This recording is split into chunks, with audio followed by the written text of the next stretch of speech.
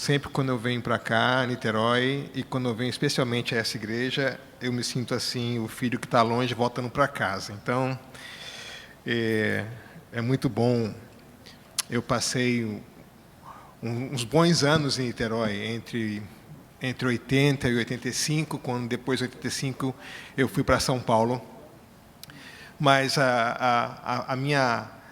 o início da minha juventude adulta se deu nessa cidade. E essa igreja, de maneira muito especial, participou da formação, colocou uns trilhos para mim, nos meus 19 anos, e que serviram e continuam servindo até o dia de hoje. Então, eu sou muito agradecido a vocês. Assim que as solicitações feitas, vindas dessa igreja, eu nunca consigo dizer outra resposta a não ser sim. É terrível, mas eu não posso. Então, não peçam muito, porque senão não vou conseguir dizer não nunca. Então, daqui eu fui para São Paulo, continuei trabalhando com estudantes, constituí família, me casei com Solange, tivemos 3 filhos e 3 cachorros. A ideia era ter 6 filhos, mas depois do terceiro filho a gente achou melhor ter cachorro, porque era difícil, né? Então, nós temos o Tiago, que vai completar 26 esse mês, estuda lá a microbiologia, fazendo uma pós-graduação lá em São Paulo. O Lucas, que é médico veterinário, tem 23, e a Sarinha, que tem 18, que entrou na universidade agora, com a mistura da minha mãe com a minha sogra, assim bem forte a menina, né? Então, estamos lá. Atualmente, depois de 32 anos trabalhando com o movimento estudantil, com a ABU no Brasil e na América Latina, nesses últimos 2 anos, eu tenho me ocupado mais com a igreja local, uma igreja japonesa, como vocês podem ver pelos meus olhos, lá em São Paulo, uma igreja Nikkei, e com um seminário Servo de Cristo, que eu estou fazendo propaganda hoje aqui, senão o chefe me pega. Então, o seminário é chinês, a igreja é japonesa, e eu estou lá. Então, acho que vou formar uma banda coreana agora para poder fechar minhas conexões asiáticas lá na cidade. Nessa igreja japonesa, especialmente, o que me levou para lá foi que era uma igreja étnica que sofria todas as crises de uma igreja étnica, onde a primeira geração caminha numa direção e as gerações que se sucedem têm problemas de adaptação, porque eles já nasceram no Brasil, pensam como brasileiros, mas falam em japonês, e tem uns conflitos geracionais muito fortes. E o que acontece com igrejas étnicas assim fechadas é que elas vão perdendo até aqueles que etnicamente deveriam estar lá, mas que vão saindo. E as igrejas vão se tornando um clube de reserva cultural. Então, eles me chamaram em 92 para ajudar nesse processo de tornar uma igreja tão variada etnicamente como a cidade de São Paulo. Então, desde 92, a gente vem trabalhando nesse projeto de revitalização de uma igreja étnica e, graças a Deus, hoje a igreja tem brasileiros de várias partes do país, chineses, coreanos, o que é muito difícil ter chinês e coreano numa igreja japonesa devido às razões históricas, norte-americanos, canadenses, alemães. Hoje não é uma Babel, porque Babel, no culto da frente, são 3 cultos simultâneos, um culto em japonês, em Nihongon, para a primeira geração, onde o mais jovem tem 75, 77, e o mais idoso tem 103, 104 anos.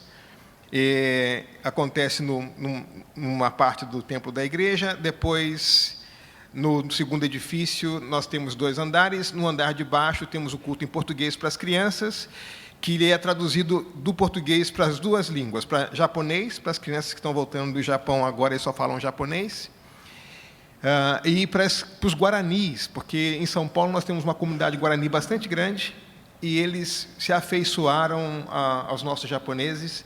Então, nós temos o culto lá em Nihongon, em português, e guarani, e em cima o culto em português. Então, é muito interessante você ver as crianças guaranis que comem melancia na hora da escola dominical e saem cuspindo no chão os caroços.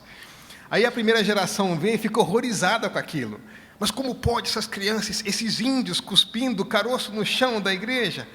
Aí você tem que explicar para a Bachan, que é a vovozinha, Bachan, é o seguinte, na aldeia é assim que se semeia, eles comem a melancia e cospem o caroço no chão e as coisas nascem. Aí a Bachan, né? Então, esse universo cultural é muito desafiante, elástico.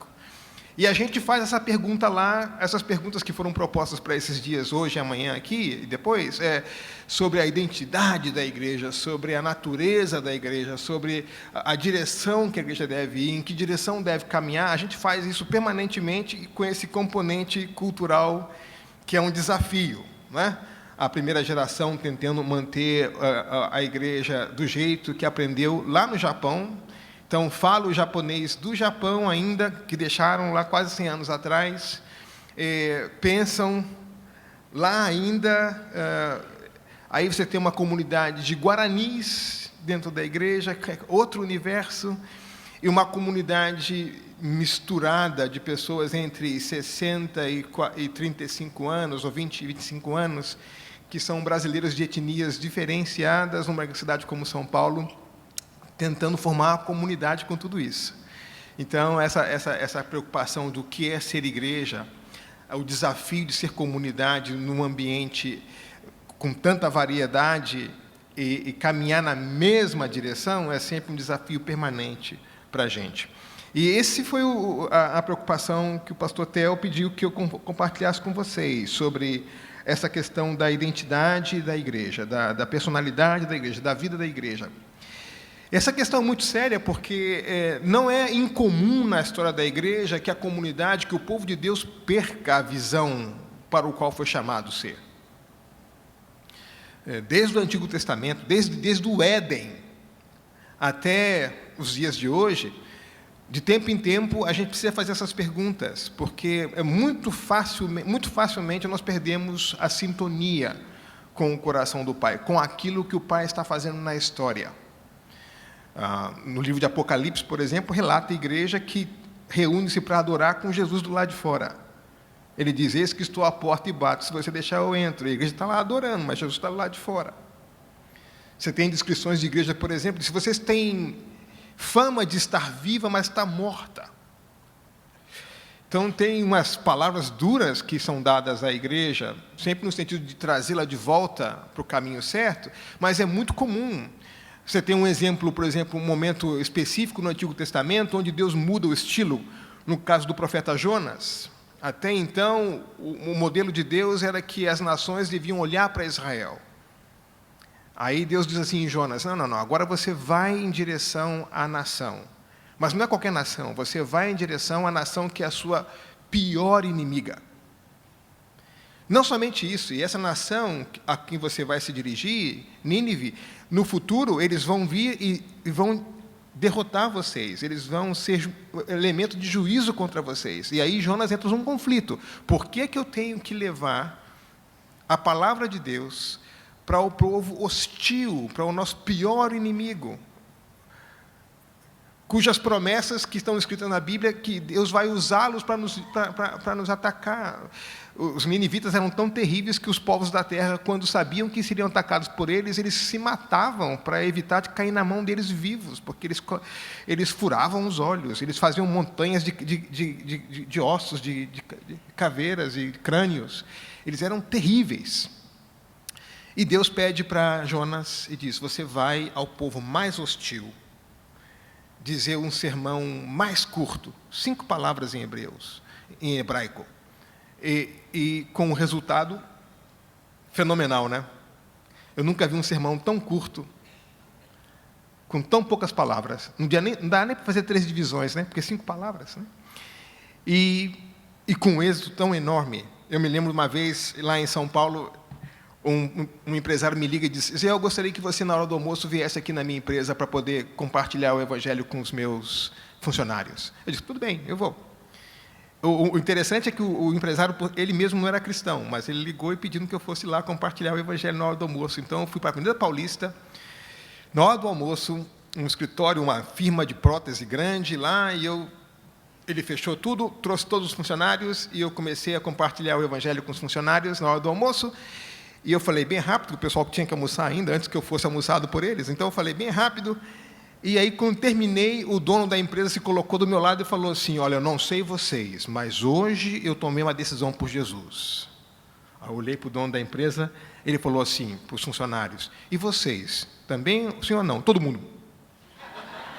Falei: meu dia de Jonas.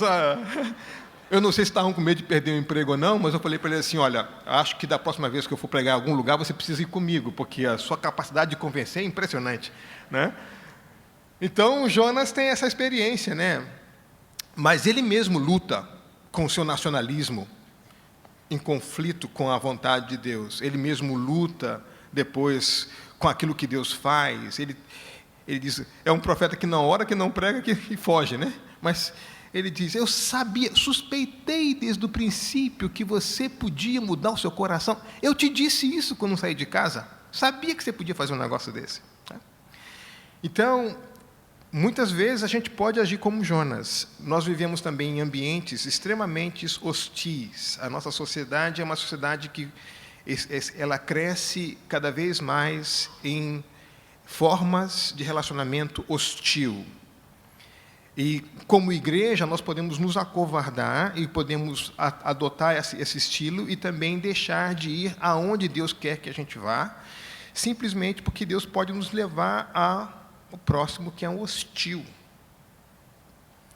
E aí, entre a nossa comodidade e a obediência àquilo que Deus nos chama a fazer, muitas vezes podemos adotar a comodidade como padrão e não a obediência. E aí, perdemos de sintonia de novo o coração de Deus. Foi assim com Jonas, foi assim com os discípulos, foi assim com a igreja, tem sido assim ao longo da história.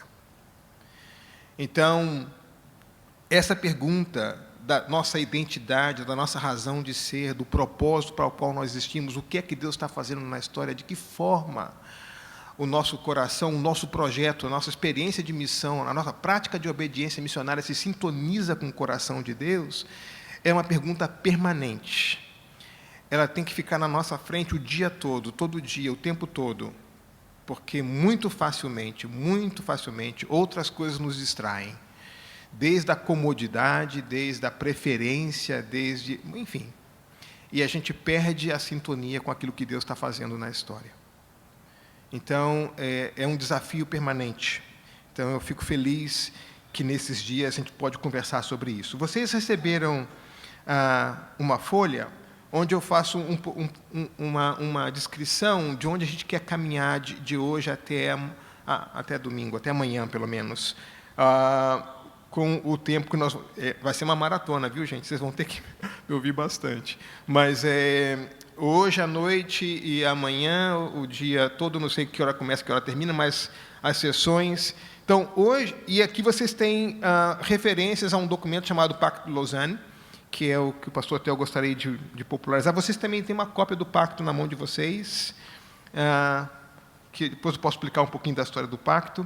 Mas hoje eu quero trabalhar com vocês, a primeiro momento, essa questão da identidade e propósito da igreja. Amanhã eu quero trabalhar o projeto de redenção de Deus. Como é que a missão da igreja nasce da missão de Deus?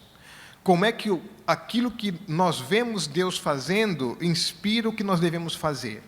Como é que a gente entra em sintonia na história com esse projeto redentivo de Deus? Quais são os desafios que isso tem para a igreja, em termos de conceito de missão? Então, amanhã, eu quero trabalhar pela manhã essa parte do projeto de redenção. Depois, no segundo bloco, eu quero trabalhar com vocês sobre a teologia da mesa. Eu chamei a teologia da mesa. Como é que a mesa... Como é que a Eucaristia, como é que a mesa da Santa Ceia, ela é precedida por outras mesas. E como é que essa experiência à mesa de Jesus nos permite fazer missão num contexto pós-moderno, com o tipo de sociedade que nós temos hoje.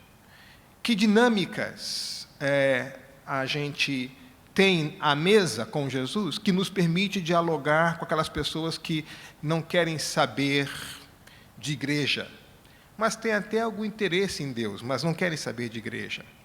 Ou têm um apreço pela experiência religiosa, não necessariamente por uma experiência evangélica, mas uma experiência religiosa. Como é que a gente dialoga com essa geração que a gente tem hoje? Então, eu quero trabalhar com vocês um pouquinho o que eu chamei de teologia da mesa. E depois, eu quero trabalhar com vocês a questão, alguns desafios contemporâneos para o cristianismo. Quais são as perguntas que são feitas e de que forma nós dialogamos com essas perguntas? Quais são os grandes anseios que esse homem contemporâneo, esse ser humano, essa mulher contemporânea faz, com o qual a gente pode dialogar a partir do Evangelho? E, por fim, eu quero pegar a igreja de Antioquia como uma experiência, como um estudo de caso no Novo Testamento, de uma igreja que nasce num ambiente completamente hostil e tem esse desafio cultural, uma igreja que sai de uma experiência monocultural de Jerusalém, caminha em direção a uma cidade multicultural como Antioquia, uma realidade completamente adversa. E como é que essa igreja, então, culturalmente se transforma? E como é que ela dialoga com o seu novo ambiente de missão? E nós somos frutos dessa igreja de Antioquia. De Antioquia, o apóstolo Paulo fez a sua segunda e terceira viagem missionária. Nós somos resultados dessa experiência em Antioquia. Então, eu quero olhar para esse estudo de caso e ver que lições a gente pode aprender, então, com uma igreja específica no Novo Testamento, que pode, talvez, trazer princípios que se apliquem para a gente. Então, essa é a ideia entre hoje e amanhã, a gente caminhar um pouco, tá bom? Tanto hoje como amanhã, vocês fiquem à vontade para fazer perguntas. Não sei como vai funcionar a dinâmica, talvez se escrever a pergunta fique mais fácil, mas a ideia é que a gente troque experiências e possa compartilhar ideias, tá bom? Então, hoje eu quero convidar vocês, então, para a gente ler o texto de 1 Pedro 2, 9 e 10, que é o texto que vai servir como de base para a nossa conversa hoje.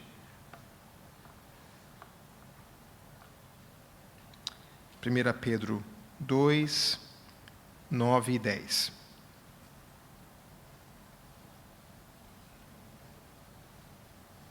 Eu escolhi Pedro porque essa carta ela é dirigida a um grupo de cristãos numa situação bastante similar à situação que nós vivemos hoje. Cristãos dispersos no ambiente não cristão, cristãos dispersos num contexto onde a adversidade e a hostilidade vai crescendo. Pedro, em Roma, escreve a carta, já sofrendo efeitos da perseguição, uma perseguição que se intensifica em Roma, mas que vai se espalhando por todo o império, para essa região da Ásia Menor, da Turquia, onde esses crentes dispersos estão. Então, eles dialogam com uma série de questões que já se tornaram questões importantes para nós também, e vão ser cada vez mais importantes para nós. Então, 1 Pedro 2, 9 e 10. É um texto bem conhecido de vocês. Vocês, porém, são geração eleita, sacerdócio real, nação santa, povo exclusivo de Deus para anunciar as grandezas daquele que os chamou das trevas para a sua maravilhosa luz. Antes vocês nem sequer eram povo, mas agora são povo de Deus. Não haviam recebido misericórdia, mas agora receberam. Esse texto menciona duas coisas importantes para a gente. Primeira coisa ele descreve a identidade do povo de Deus. E a segunda coisa, ele descreve o propósito para que esse povo existe. Então, vamos guardar essas duas palavras, porque nós vamos procurar ver essas duas coisas no texto. Quais são os elementos que constituem a identidade desse povo? E esse povo existe para quê? Identidade e propósito. Então, eu disse para vocês que essa carta ela é uma carta de encorajamento a cristãos que vão passar e já estão passando por situações de sofrimento. E a pergunta para eles é: como é que cristãos respondem de forma cristã à perseguição, à hostilidade em seu entorno? Como é que cristão vive uma vida digna da sua vocação num ambiente hostil? Essa pergunta é muito importante. Hoje em dia, nós temos uma certa forma de ser cristão na sociedade que está gerando cada vez mais hostilidade devido aos debates que estão se dando nesse momento. Nesse momento. Em parte porque aqueles que falam em nome da igreja, ou que falam de maneira mais pública em nome da igreja, tratam a igreja como se fosse um lobby. E como lobby, a questão é de força. E aí, o discurso subjacente é o seguinte: a gente é crente, mas não é bobo não, está entendendo? E nós vamos fazer valer a nossa vontade. E começa então as linguagens do lobby da ameaça. Olha a quantidade de cristãos que nós somos. Olha os milhões que nós somos. Ano que vem é ano eleitoral. E aí começa então a rifa, o leilão que se faz em nome da igreja. Semana retrasada, eu estava em Brasília, junto com mais um grupo de 25 historiadores e sociólogos, reunidos com o ministro, onde o governo federal, baseado em duas constatações, chamou um grupo de especialistas, sociólogos e historiadores, para discutir a questão evangélica no Brasil. E a constatação que o governo fez foi a seguinte: não existe nenhuma instituição social com maior êxito na periferia do que a igreja evangélica. Em qualquer periferia desse país, os evangélicos estão presentes.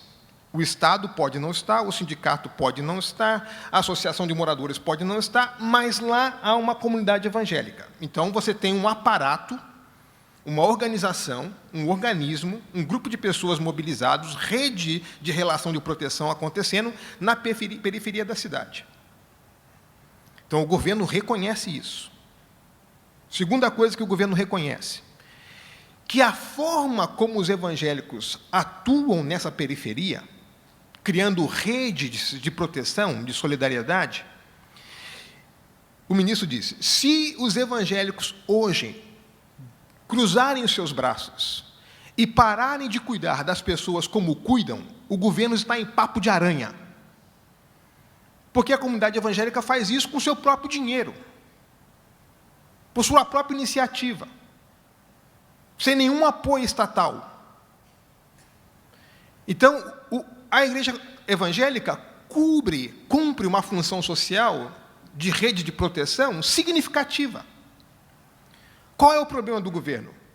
Entre esse segmento social evangélico na periferia, organizado, cuidando das pessoas, e o governo, quais são os canais que nós temos para chegar até eles? Então, a experiência do governo tem sido péssima, porque o canal que tem encontrado são as bancadas partidárias na Câmara e no Senado.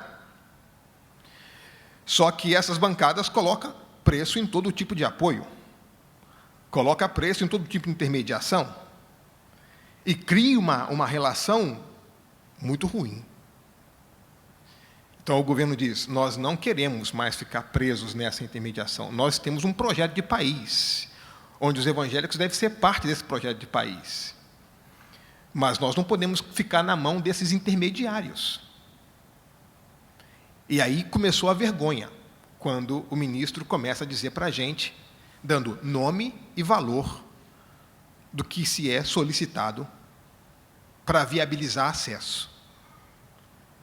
A cada nome e valor que ia se dando, o nosso semblante ia se abatendo.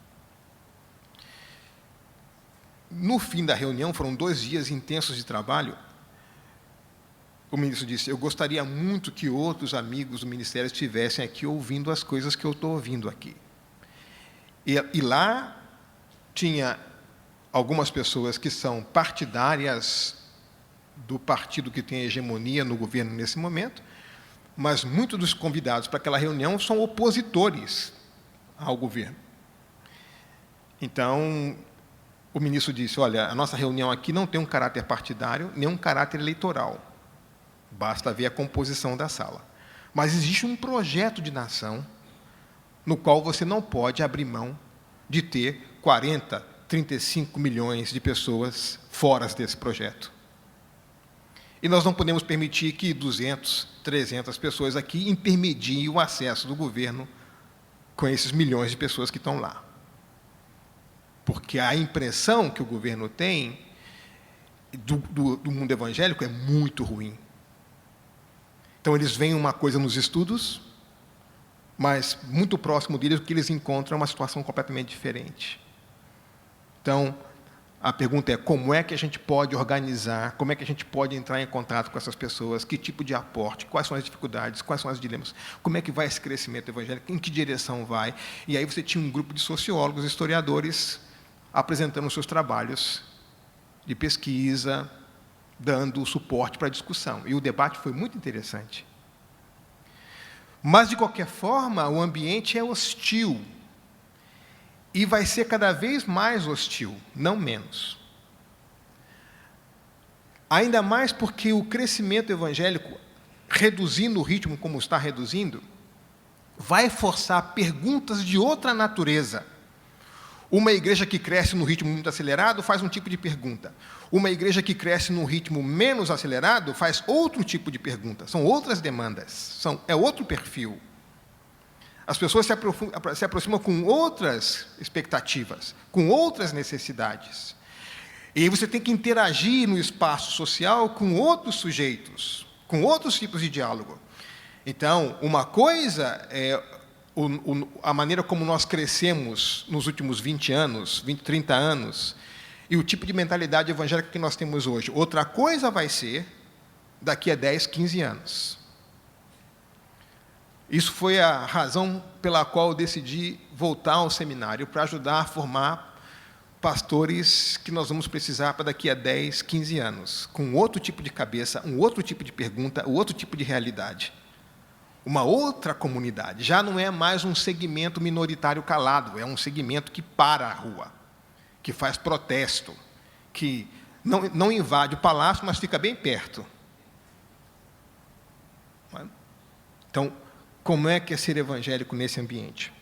Então, Pedro escreve essa sua carta para um grupo de cristãos que vão passar por uma experiência de hostilidade crescente.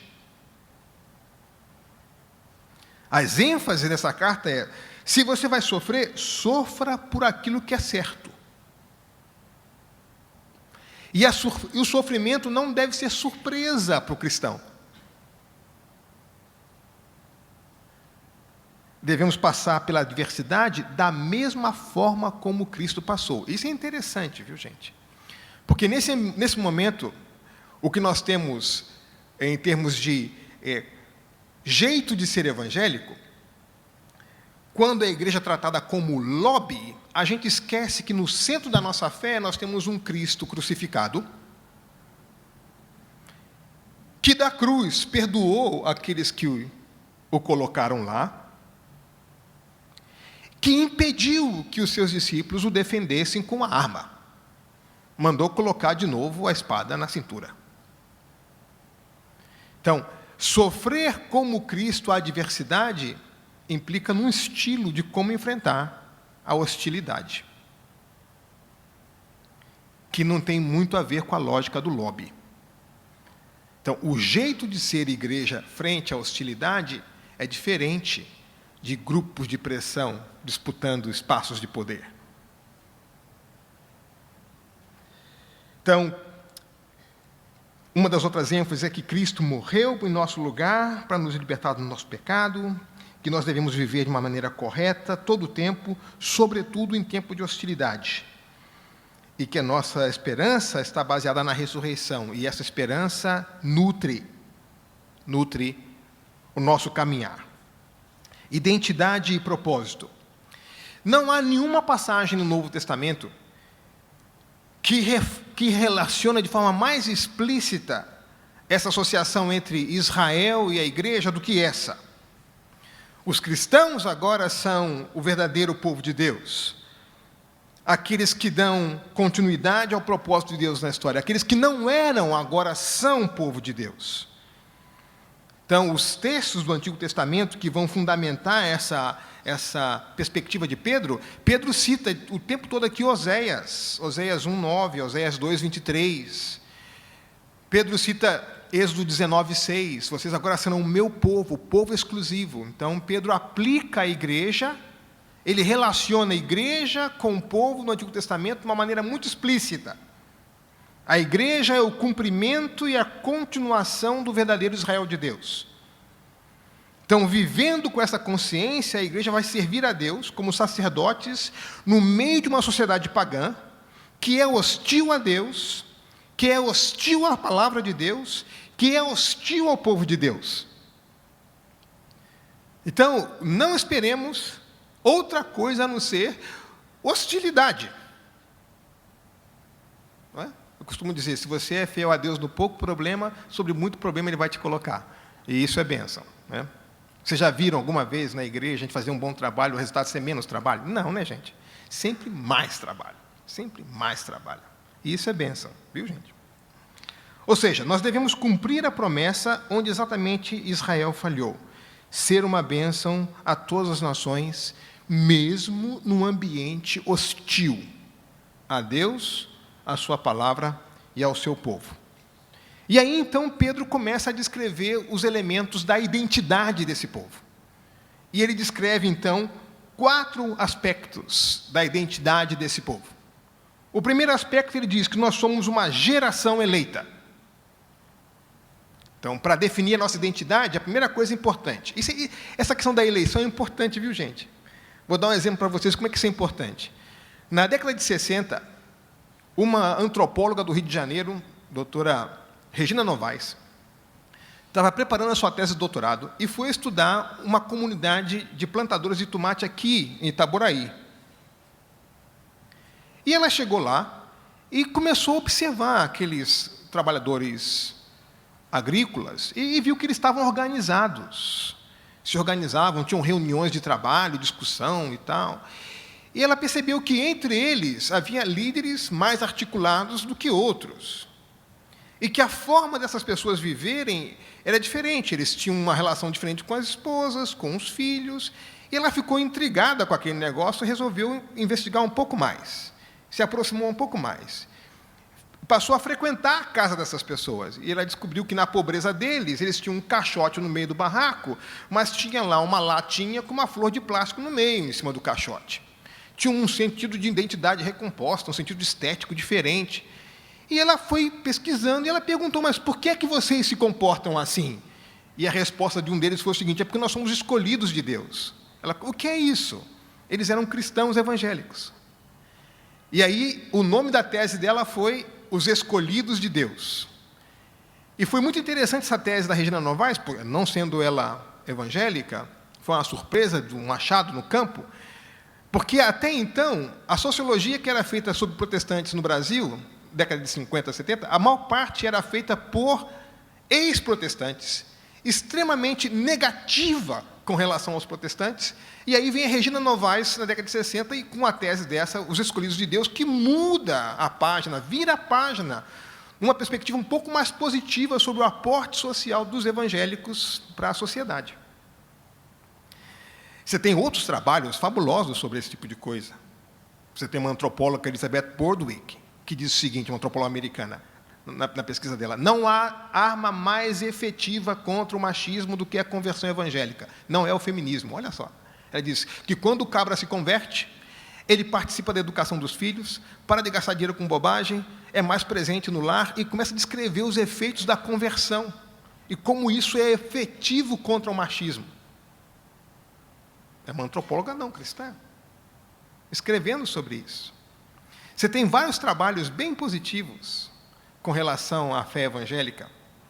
Eu estava na Inglaterra e aí, vendo televisão, aparece um repórter da BBC dizendo que eu estou aqui no Morro do Rio de Janeiro, eu já, fiquei ligado. Cobrindo aqui essa comunidade, e eu quero comunicar que descobri que aqui há 3 grupos que sobem essa comunidade. 2 sobem para matar, 1 sobe para trazer vida. A polícia sobe para matar, o narcotráfico sobe para matar, mas tem um grupo de crentes que trazem vida à comunidade. E começa a descrever a vida dos crentes lá. E aqueles crentes típicos, né? Paletó verde, blusa cor de abóbora, gravata vermelha, calça roxa, chapéu, Rio 40 graus. Entendeu? E a gente ri, né? E ele perguntou, mas e essa roupa e tal, que não sei o quê? Pois é, quando a gente sobe com essa roupa aqui, o narcotráfico sabe que a gente é crente e não mexe com a gente, porque só crente sobe com uma roupa dessa. Então, o que é motivo de riso para a gente, para eles é um escudo de proteção, está entendendo? Vou tentar dar com uma roupa dessa São Paulo, ver se eu fico... Mas o fato é que um repórter da BBC identifica que 3 grupos sobrem à comunidade, 2 para matar, 1 para ajudar. os escolhidos de Deus. E aqui, então, a primeira coisa que Pedro menciona é que esse que agora é povo de Deus é raça eleita, geração eleita. Antes o povo de Deus tinha a sua marca na circuncisão, uma marca externa. Agora, no Novo Testamento, essa marca é interna, no coração. É expressa por meio de um comportamento, de uma atitude diferente. A Escritura não esclarece muito esse mistério da eleição. E aí precisa ter um pouco de cuidado com algumas sistematizações com relação a esse tema, mas essa doutrina da eleição é uma revelação divina, né? Não é uma especulação humana. É uma doutrina que é um estímulo para a santidade e não uma desculpa para o pecado, não é isso? Porque diz que nós somos eleitos para ser santos na presença de Deus. Olha que bonito Efésios 1, 4 e 6. Olha como é que o apóstolo Paulo apresenta essa questão da eleição. Efésios 1, de 4 a 6. Porque Deus nos escolheu nele, antes da criação do mundo, para sermos santos e irrepreensíveis em sua presença. Na presença dele. Em amor nos predestinou para sermos adotados como filhos por meio de Jesus Cristo, conforme o bom propósito da sua vontade, para louvor da sua gloriosa graça, na qual ele nos deu gratuitamente o amado. Ser santos na sua presença. Então, essa doutrina, ela nos leva à justiça e não ao pecado. Ela nos leva à gratidão, à adoração. Ela nos leva a ser santos na presença do Senhor, para louvor do Senhor. Então, como é que começa a nossa identidade? Nós somos escolhidos, eleitos, raça eleita, geração eleita. Depois, ele vai começar a fazer um binômio interessante, com expressões comuns e não tão comuns. Ele vai dizer, nós somos sacerdócio, algo que não é comum, real, uma palavra comum. Então, a palavra da qual o termo sacerdócio é derivado nunca é usada no Novo Testamento para descrever o ministério oficial cristão, não. Ela é usada para descrever todos os cristãos. Todos os cristãos são sacerdotes. Daí vem a ideia da reforma do sacerdócio universal de todos os crentes. Todos nós somos sacerdotes. Não um grupo especial da hierarquia cristã é sacerdote. Todos nós somos sacerdotes. Então, no Antigo Testamento, essa coisa estava separada. Reis de um lado, sacerdotes do outro lado. Você tem só uma ocasião. Você tem Melquisedeque, que é rei e sacerdote. E depois, em Hebreus, a gente tem Jesus, rei e sacerdote de novo. Mas, ao longo, tirando essas duas exceções, sempre está separado, reis e sacerdote. Mas em Cristo, agora, essa nação que surge, esse povo que surge, ele é sacerdócio real. De novo, junta essas duas coisas. O que antes estava em Melquisedeque, ou em Cristo, agora esse povo é um povo de sacerdotes e um sacerdote real. Ou seja, como sacerdote, nós apresentamos a Deus a necessidade do povo. E, como sacerdotes, nós apresentamos ao povo o reflexo do caráter santo de Deus. Então, a nossa forma de agir na sociedade em que nós vivemos deve refletir o caráter santo de Deus. É uma comunidade completamente diferente, porque as relações se dão de forma diferente, porque refletem o caráter santo de Deus. Ninguém levanta de manhã com vontade de perdoar, né? Levanta assim, hoje eu levantei com uma vontade de perdoar, faça coisa errada para mim, bata no meu carro, eu quero perdoar. Isso, tome meu lugar no meu, eu quero perdoar. A gente não perdoa porque gosta, né? A gente perdoa porque é obediente, porque quando a gente perdoa, a gente reflete o caráter santo de Deus. Então, esse reflexo do caráter santo de Deus é função do sacerdote, revelar esse caráter. Nação santa, uma nação que reflete esse caráter. As pessoas, de alguma forma, quando se aproximarem dessa comunidade, devem perceber que o caráter da comunidade reflete uma outra natureza. uma outra forma de viver, uma outra maneira de olhar as coisas. Então, nós não podemos ser uma cópia, uma caricatura daquilo que não funciona na sociedade. Nós temos um caráter ativo, nós refletimos o caráter de Deus, santo de Deus. Então, a pergunta sempre para a gente é: de que forma a nossa vida comunitária reflete esse caráter santo de Deus? Lembra, Jesus fala para os discípulos assim: entre vocês não pode ser assim. Lembra? Lá no mundo, os maiores querem dominar, tal. Entre vocês, o maior sirva. Não é verdade? Então, a forma como nós vivemos como comunidade não pode ser simplesmente encher o salão, mas a forma como nós nos cuidamos e como vivemos como comunidade reflete o caráter de Deus. E a maneira mais clara de evidenciar isso é: de que forma eu lido com a debilidade do meu irmão? Essa é a forma clara de perceber se o que nós refletimos é o caráter santo de Deus ou não. Vou explicar. A minha debilidade não é espaço de maledicência para ninguém. É o seu espaço de ministério na minha vida. E a sua debilidade é o meu espaço de ministério na sua vida. De maneira que a sua fragilidade não pode ser uma ameaça para você nesse contexto. Tem que ser um espaço onde os irmãos caminham com você, suportem você, levante você uns aos outros, cuidem de você. Então, o problema, muitas vezes, é que nós nem deixamos transparecer a nossa debilidade, ou não é? Nós confundimos essa tensão entre persona e personagem.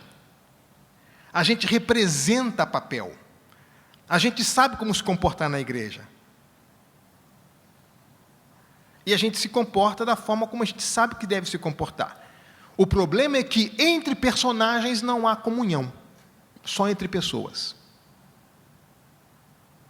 Então, uma igreja composta de personagens nunca vai crescer na comunhão.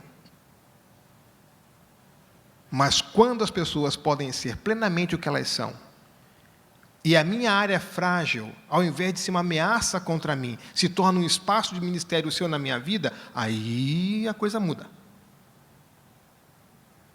Porque a comunhão não cresce entre personagens, somente entre pessoas reais.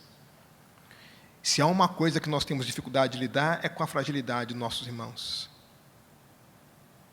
A maneira como se exerce, por exemplo, a disciplina, evidencia isso. Se eu cuido adequadamente da debilidade do meu irmão ou não. Se a disciplina é simplesmente uma correlação de forças, onde eu digo, tem que ser assim, porque eu quero que seja assim, ou é uma oportunidade de crescimento, de cuidado. Então, a forma como nós lidamos com a fragilidade dos nossos irmãos. Deixa eu dar para vocês o contexto, porque eu estou falando isso, tá bom? Eu estou na igreja pregando, uma igreja japonesa. Estou na igreja pregando um dia, falando sobre como nasce a esperança no contexto de desesperança, com base em Lamentações de Jeremias. Quero trazer à memória aquilo que me dá esperança. E aí eu termino de pregar e me sento. Ao me sentar, vem um senhor atrás de mim e fala em voz alta. Isso não é comum entre japoneses de maneira nenhuma. Diz: e por que você não disse o texto bíblico? Mas falou em voz alta. Eu digo: como não disse o texto bíblico? Não só disse o texto bíblico, como expus o texto bíblico lá. Terminou o culto, eu fiquei preocupado com aquilo, reuni aqui pastoral, olha, aconteceu um negócio na igreja, vocês não perceberam hoje, durante o culto? Fulano de tal se aproximou de mim e falou assim, assim, assim, assim, o que está acontecendo? Ah, esse cara é meio difícil, tal, que não sei o que lá, tal, tá bom. Isso foi domingo. Na quarta-feira, toco o telefone em casa. Pastor, dá para você vir em casa aqui? Tem um problema muito sério. Fulano não veio jantar. A esposa foi procurá-lo. Ele tem o escritório dele no mesmo prédio onde ele mora. Ela desceu, viu a luz acesa, entrou na sala, a sala estava aberta, viu a luz do banheiro acesa, chegou até o banheiro e encontrou ele enforcado. Eu falei, que raio de pastor sou eu, né? Que não consegui discernir por trás daquela fala um coração em angústia profunda. Então, eu já tive que lidar com 3 suicídios em 20 anos numa comunidade, que é um número bastante alto, mesmo se tratando de igreja japonesa. E aí a gente pediu, um grupo de amigos nossos, liderado pelo Ageu Lisboa, que era da nossa igreja nessa época, um psicólogo, e a gente pediu: Ageu, por favor, a gente quer que você, junto com os psicólogos da igreja, avaliem toda a dinâmica da comunidade, desde a recepção até a fala do púlpito. Se a nossa comunidade é uma comunidade que acolhe quem chega abatido, ou se a nossa linguagem, a nossa forma de ser, a nossa forma de saudar as pessoas, a nossa forma de organizar o culto, fica numa linguagem de poder e de vitória o tempo todo, mas não dá espaço para aquele que vem quebrado se encontrar ali.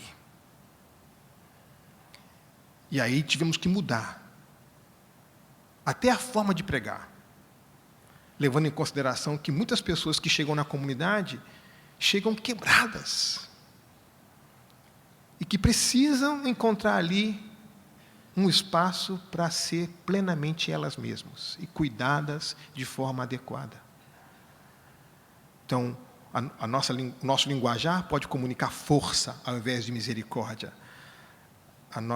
O nosso culto pode comunicar exclusão ao invés de inclusão. Então, como é que a gente reflete esse caráter de Deus? Como é que a gente, como comunidade, apresenta a Deus as necessidades das pessoas? Como é que a gente se inteira das necessidades dela? Como é que a gente lida com a debilidade das pessoas? Porque se a gente não sabe lidar com as debilidades das pessoas dentro da igreja, não vamos saber lidar lá fora.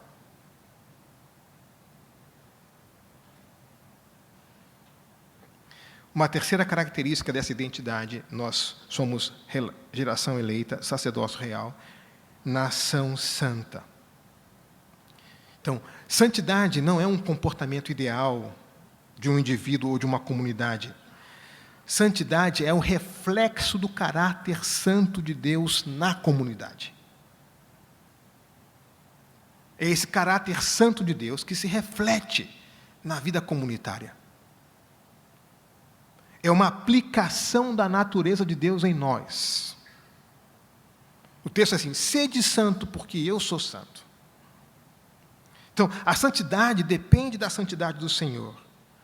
A santidade é essa imitação do caráter divino, que está vinculada à obediência.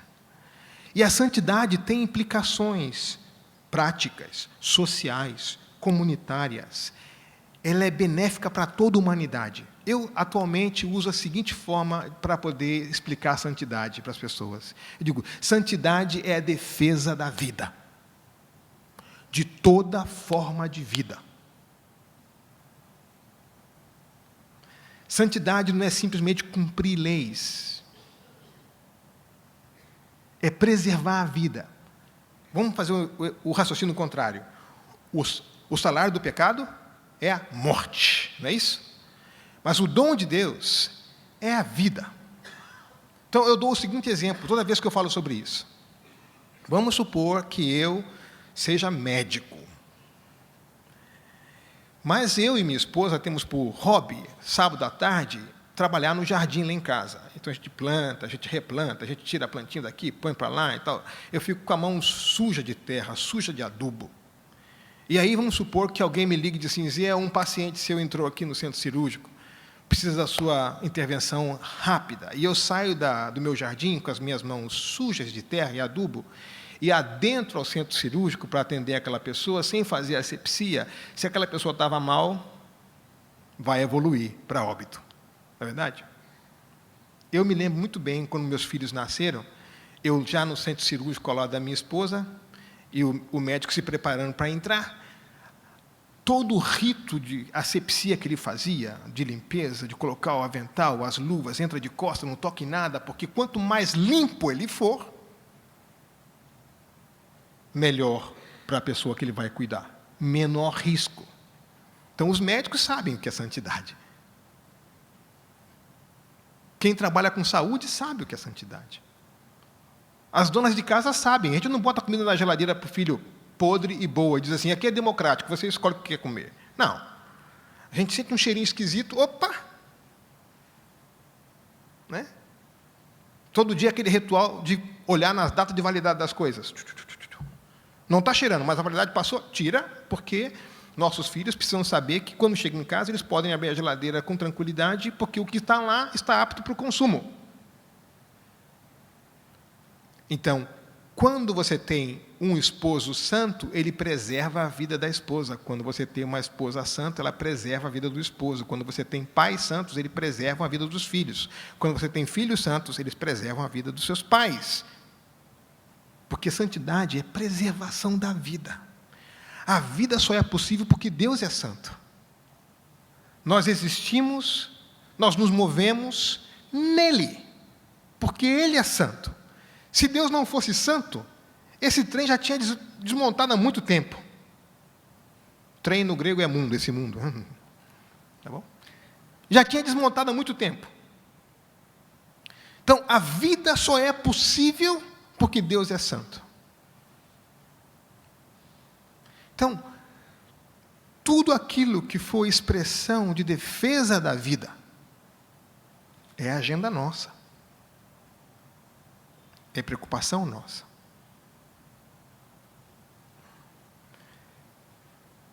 Uma quarta característica da nossa identidade: nós somos povo exclusivo de Deus. Eu gosto dessa expressão. Faz a gente sentir um tremendo orgulho, não faz? Povo exclusivo. Eu estava andando em Budapeste, na cidade de Buda, a cidade de cá, Peste fica do outro lado do rio, né? São duas cidades, Hungria. No dia em que o Brasil venceu a Alemanha, naquela Copa do Mundo, onde o Ronaldinho faz aquela, assim com a perna, a bola passa e venceu de 2-0, 2-1, não me lembro bem agora da Alemanha, e eu estava com a camisa do Brasil, no centro da cidade de Buda, depois do jogo, e os cidadãos daquele país me viam com aquela camisa e me saudavam em húngaro, que eu não conheço nada de húngaro, mas saudavam, queriam abraçar, queriam tirar foto, e eu me senti o do Borogodó, porque eu estava usando aquela camisa naquele dia no lugar. Eu falei assim, nossa, eu tenho que morar nesse país aqui, viver sempre aqui, claro, com a seleção sempre ganhando. Hoje em dia eu não faria isso, mas eu sempre, né? Eu falei assim, que sentido, eu pertenço ao time que venceu esse negócio. Essa ideia de ser povo exclusivo. Eu acho que a gente não entende muito bem esse negócio de exclusividade, né? O privilégio que isso implica.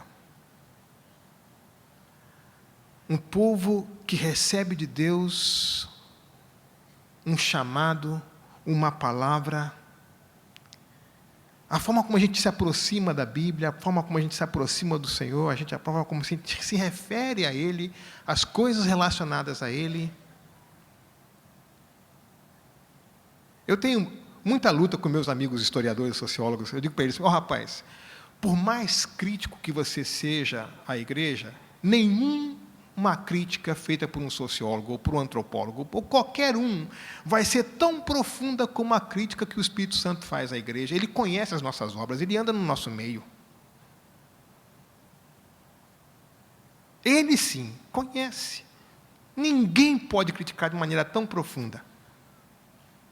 Mas ele diz, eu estou à porta, se você abrir, eu vou cear com você.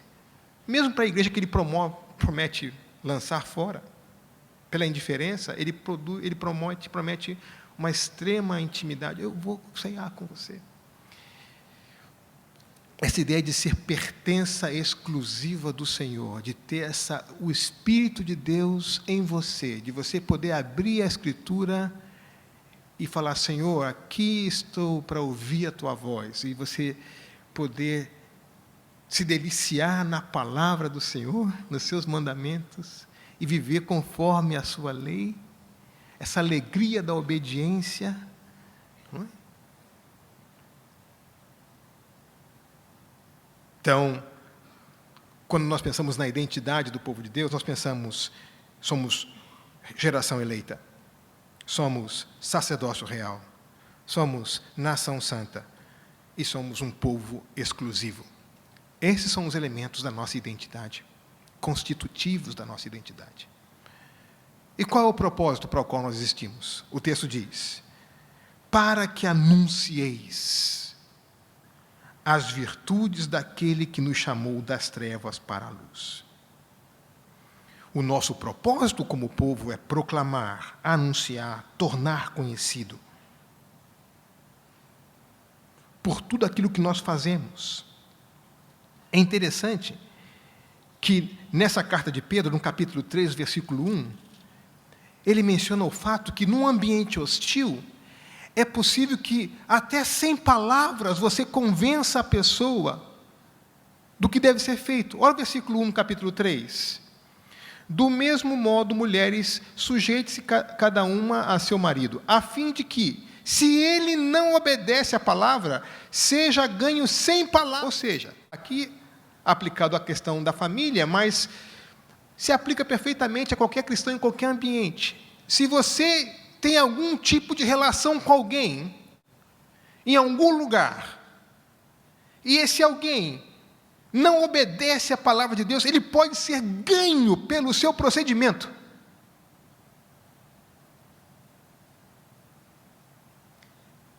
Eu estava em Cuba, em 2005, e pela primeira vez em 40 anos, Fidel permitiu aos evangélicos fazer 3 convenções evangelísticas públicas. Chamou-se Celebração Evangélica Cubana. Foram 3. Havana, Santo Espírito e Santa Clara. No sul, no norte e no centro do país. Eu estava em Santa Clara, bem no centro, debaixo do túmulo do Che Guevara, lá. E a pergunta é, por que depois de 40 anos de revolução, 50 anos de revolução, foi permitido pela primeira vez a igreja evangélica fazer um anúncio público da sua fé? Então, havia 2 explicações naquele momento. Uns diziam, não, é porque o Papa veio aqui o ano passado, então uma forma de fazer uma compensação é, já que veio para os católicos, também fazer alguma coisa para os evangélicos. Como os evangélicos não têm Papa, então se foi feita então, uma celebração. E era interessante, o pessoal cantando sempre nos hinos lá, dizendo que Jesus era o nosso capitão, porque o comandante era o Fidel, obviamente, então não pode chamar.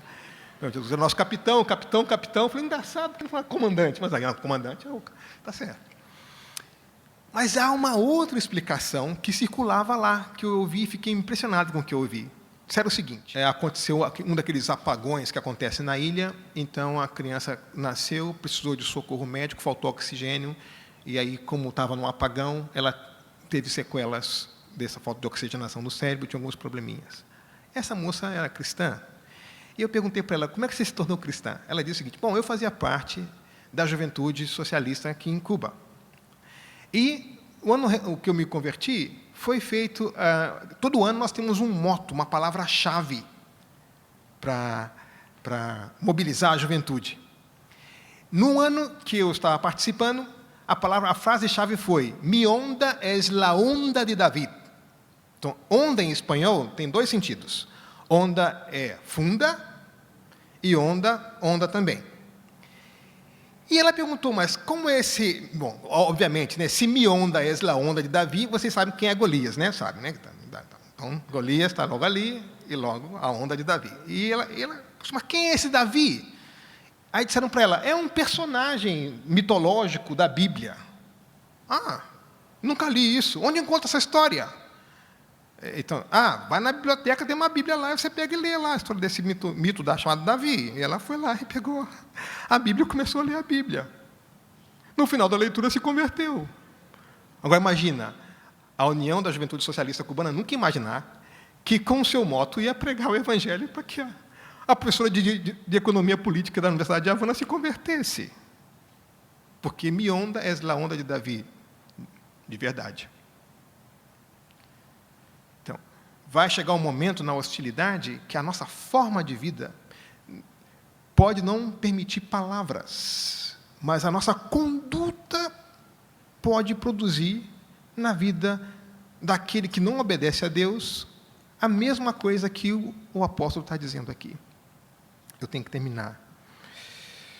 Então, vimos esses elementos da nossa identidade. Nós somos sacerdócio real, geração eleita, nação santa, povo exclusivo. que temos por propósito anunciar.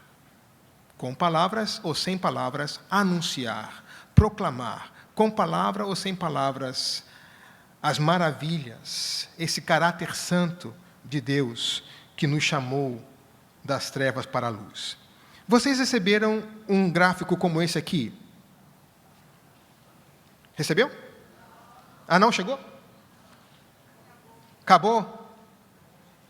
Então, quem não recebeu, vai receber amanhã. Então, não perca a cena dos próximos capítulos, né?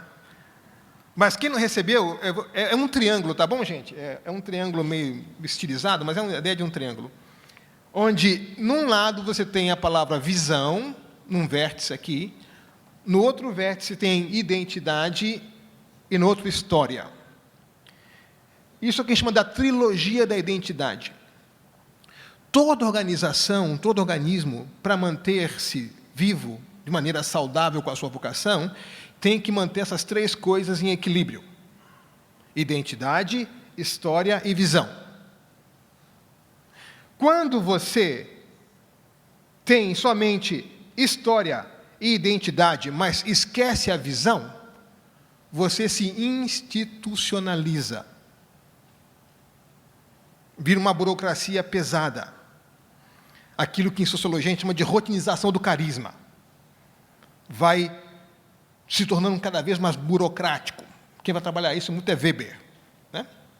Então, toda vez que você esquece a visão e reforça somente a história e a identidade, você se institucionaliza. É muito comum nas igrejas mães antigas, sede, a pioneira da cidade, nasce um montão de filha e a igreja mãe vai morrendo, porque ela se institucionaliza. Fica baseada nos grandes nomes, nos grandes eventos, na história. Perdeu a visão. Tá bom?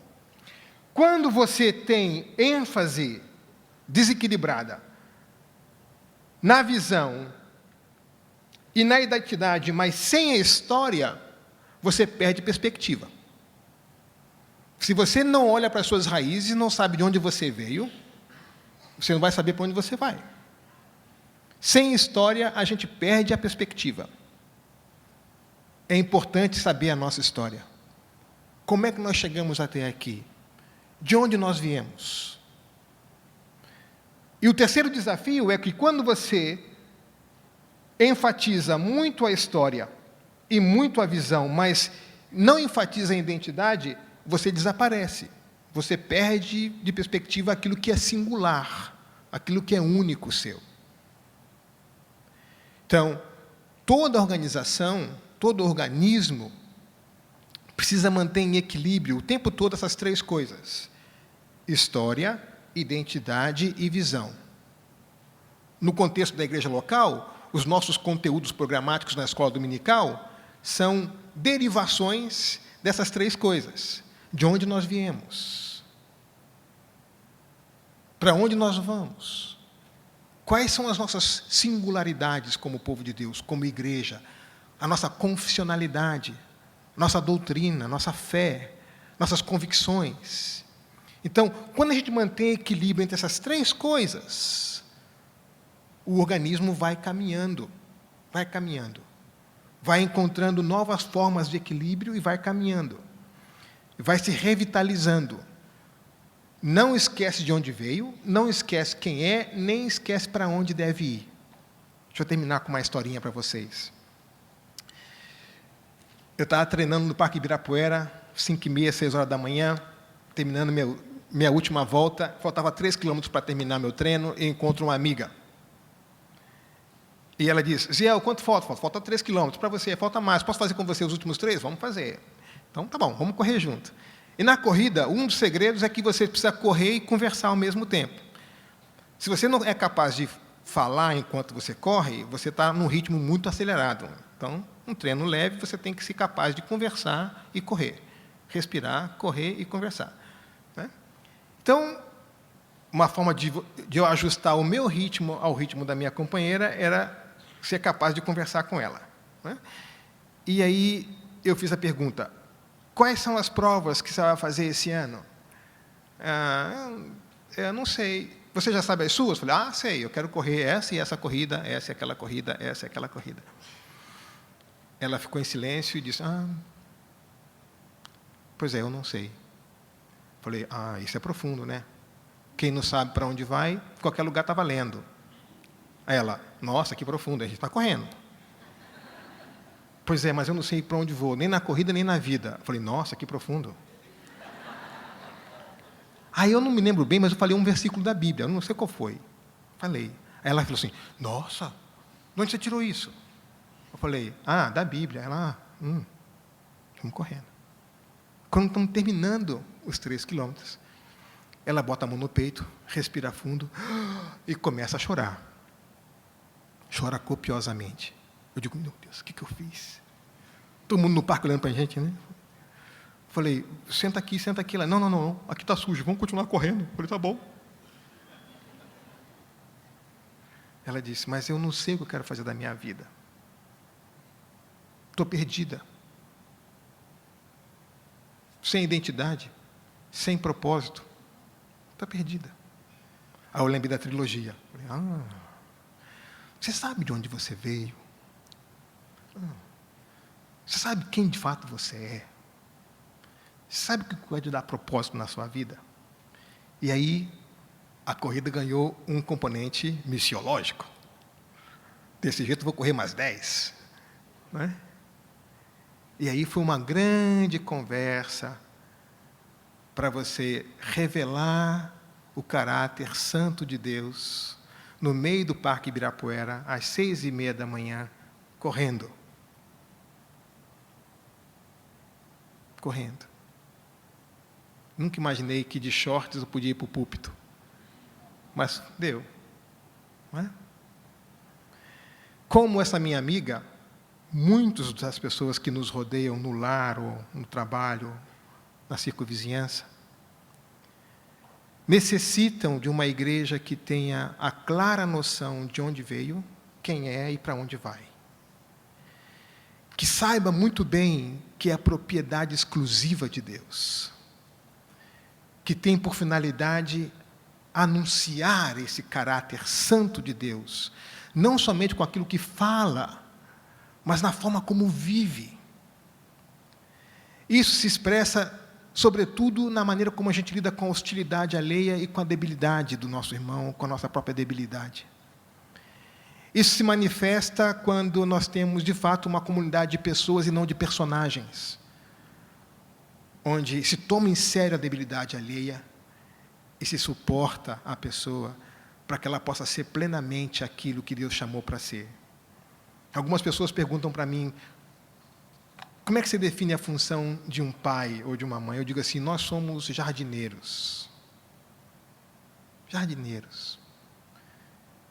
Eu lembro quando meus filhos pequenos queriam me ajudar a plantar, eles meio atrapalhados, às vezes quebravam as plantinhas, mas nós, como jardineiros, nós pegamos aquelas plantinhas tão frágeis e colocamos no jardim e cuidamos dela, porque a fragilidade que é uma ameaça para ela, nós cuidamos daquela fragilidade, protegemos tanto para que aquela flor depois fique bonita e ela possa aflorar e dar toda aquela beleza.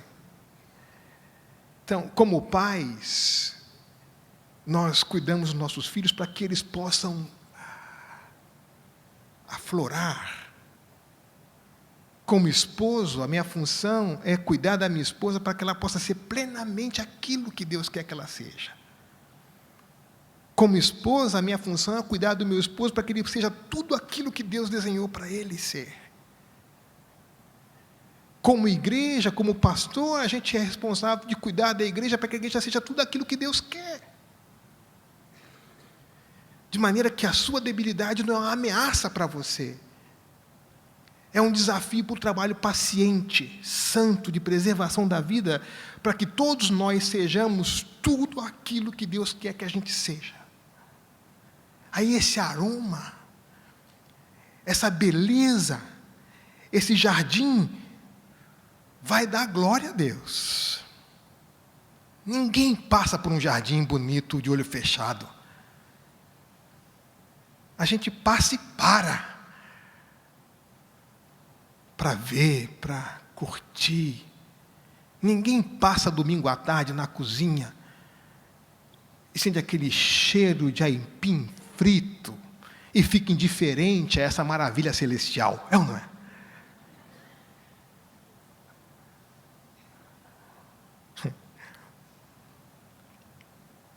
As comidas, as flores, a música, a arte. Então, qual a nossa natureza? Escolhidos, propriedade exclusiva, sacerdócio, revelação do caráter santo de Deus. Um povo comprometido em proteger e cuidar e manter a vida.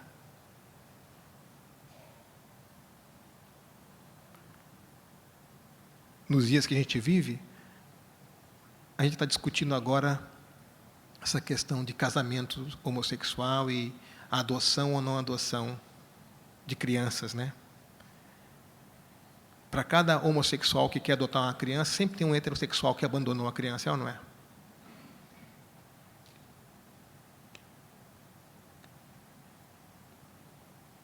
É ou não é? No primeiro século, os cristãos andavam nos lixos de Roma, resgatando crianças abandonadas.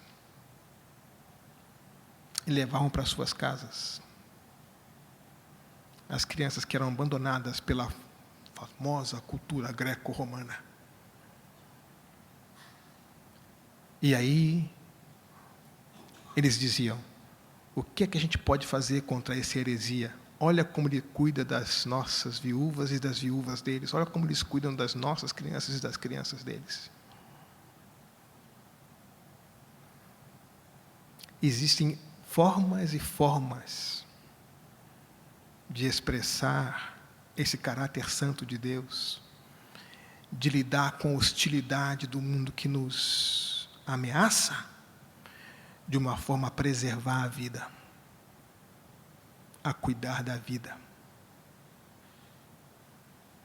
E aí, sem palavras, sem deputado, sem verba pública, essa beleza da santidade de Deus vai atrair. Vai atrair. Bom, que Deus os abençoe e amanhã a gente continua o papo, tá bom?